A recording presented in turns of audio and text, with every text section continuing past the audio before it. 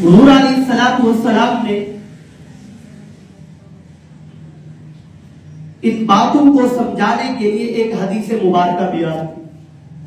فرمایا کہ تم اگر اپنی زندگی کے اندر سکون چاہتے ہو، اور ہر انسان چاہتا ہے کہ میری زندگی سکون نہ ہو، میری زندگی کے اندر کوئی پریشانی نہ ہو، میری زندگی کے اوپر کوئی سوال کرنے والا نہ ہو، لیکن افسوس کہ انسان نے اپنی زندگی کو خود ہی بے سکونی کے اندر پرویا ہوا ہے.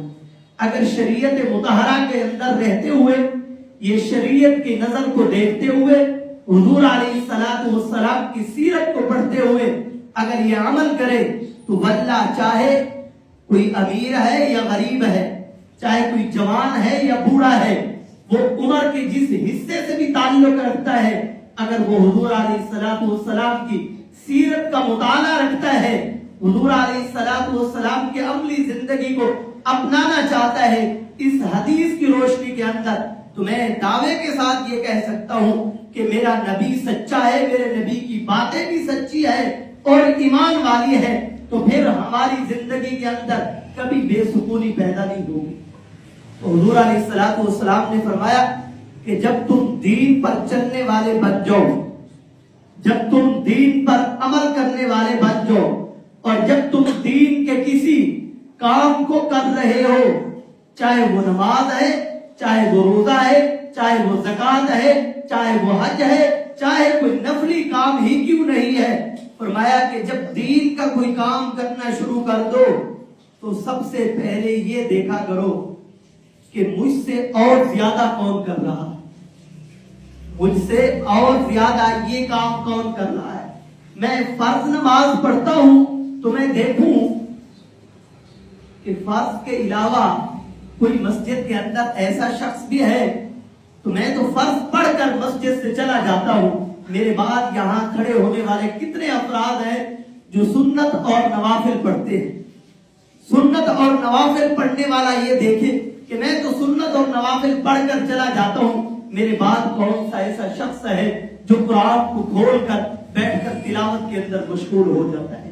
فرمایا کہ قرآن کی تلاوت کرنے والا یہ دیکھے کہ میں نے 1 گھنٹہ تلاوت کی ہے، 2 گھنٹہ تلاوت کی ہے، اس کے بعد میں چلا گیا ہوں. کبھی میں نظر دوڑاؤں کہ میرے بعد بھی کوئی ایسا فرد ہے جو مسجد کے اندر بیٹھ کر ذکر و اذکار کر رہا ہے.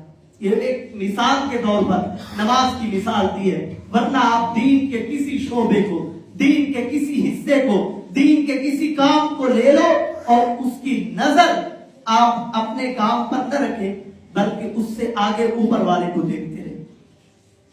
تو فرمایا کہ جب کوئی دنیا کا کام ہو، جب کوئی دنیا کی چیز ہو، جب کوئی دنیا کا ساز و سامان ہو تو اس کے اندر آپ اپنے سے نیچے والے کو دیکھیں. اللہ تبارک و تعالیٰ نے مجھے موٹر سائیکل سواری کے لیے دی ہوئی ہے، ماشاءاللہ. میں اپنے سے نیچے والے کو دیکھوں کہ اس کو تو اللہ نے سائیکل دی ہے تو لا محالہ آپ کی زبان پر شکر کے کلمات جاری ہوں.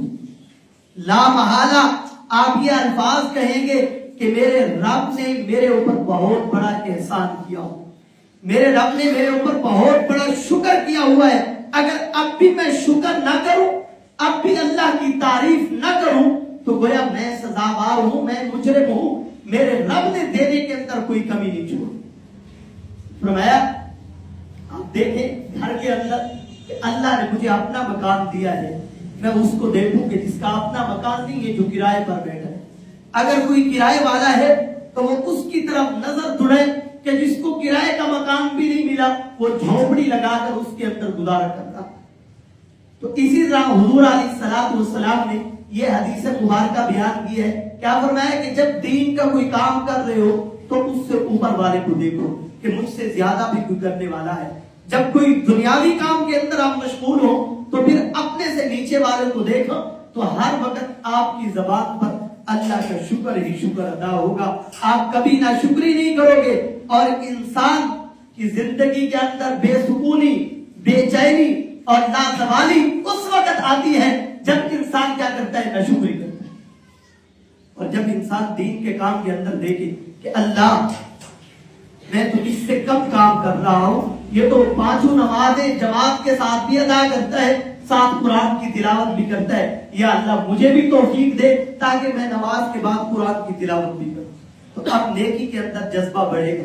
جب نیکی کے اندر انسان کا جذبہ بڑھتا ہے تو سمجھ لیں کہ دل کی ایمانی قوت جو ہے یہ جاگ جاتی ہے، دل اور مضبوط ہو جاتا ہے کہ ابھی ایمان کے ذرے اس دل کے اندر موجود ہیں جو نیکی کی طرف اسے کھینچ کر لے آتی ہے۔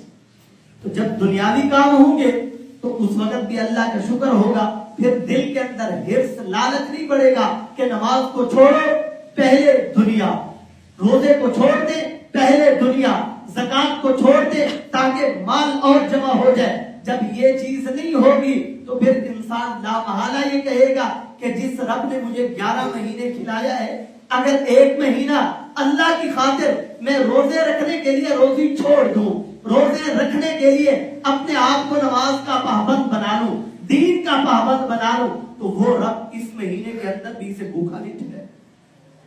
پھر انسان کی عادت اور طبیعت، تو بات چلی تھی کہ اللہ تبارک و تعالیٰ نے روزوں کے اندر 3 چیزیں رکھی ہیں۔ پہلی چیز تقوی، دوسری چیز شکر اور تیسری چیز ہدایت۔ اب دیکھیں انسان کی فطرت ہے اور عادت ہے کہ انسان کیا کرتا ہے، جب اس سے کوئی نعمت چلی جاتی ہے نا، پھر اسے پتا چلتا ہے کہ یہ نعمت کتنی بڑی قیمتی تھی اور اس کی قدر کیا۔ اس سے پہلے انسان کو اس کا احساس نہیں ہوتا، اس کی فکر نہیں ہوتی۔ اس سے جا کر پوچھے جس کی بینائی چلی جاتی ہے کہ آنکھوں کی کتنی بڑی قدر ہے، کتنی بڑی نعمت ہے۔ اس سے جا کر پوچھے کہ جس کے پاس چلنے کے لیے ٹانگیں نہیں ہیں، جس کے پاس پاؤں نہیں ہے، ان سے جا کر پوچھے کہ ٹانگ کی کیا قدر و قیمت ہوتی ہے۔ اس سے جا کر پوچھے کہ جن کے ہاتھ نہیں ہیں۔ حضرت شیخ سعدی بہت بڑے بزرگ ہیں، اللہ والے ہیں، جن کی حکایات کو لوگ پڑھ کر اپنی زندگیوں کو تبدیل کرتے ہیں، تو ان کے ملفوظات سن کر، ان کے ارشادات سن کر ان کے دلوں پر، ان کی زندگیوں پر کیا اثر انداز ہوتا ہوگا۔ وہ فرماتے ہیں کہ ایک دن میں اپنے گھر سے نکلا بازار کی طرف، تو میرے دل کے اندر یہ بات پیدا ہو گئی کہ میں تو وہ شخص ہوں جو دن رات اللہ کی اطاعت کرتا ہوں، دن رات اللہ کے ذکر کے اندر مشغول ہوں، اور میں ایسا شخص ہوں کہ لوگوں کے لیے ہدایت کا ذریعہ ہوں۔ کیا اچھی بات ہوتی کہ اللہ تبارک و تعالیٰ مجھے جوتے عطا کرتا، میرے پاؤں کے اندر جوتے تھے۔ اب دل کے اندر ایک قسم کی بڑھائی پیدا ہو کہ میں اللہ کے کام پورے کرتا ہوں، ہر وقت عبادت کے اندر مشغول ہوں۔ اللہ نے مجھے جوتے عطا نہیں کیے، میں پیدل چل کر جا رہا ہوں، پاؤں کے اندر جوتے نہیں۔ اللہ تبارک و تعالیٰ نے فوراً سمجھا دیا۔ آنکھوں کے اندر چند ہی منٹ کے اندر ایک شخص نظر آیا جس کے پاؤں نہیں تھے، ایسے ہی روڈ پر بیٹھا ہوا۔ فوراً سجدے کے اندر گر پڑے، یا اللہ تیرا شکر ہے کہ تو نے پاؤں تو عطا کیے، تو نے پاؤں تو عطا کیے ہیں، جوتا نہیں ہے نا، اس کی تو خیر ہے، اللہ نے مجھے پاؤں تو عطا کیے ہیں۔ تو فرمایا کہ روزے کا مقصد کیا ہے؟ تقویٰ۔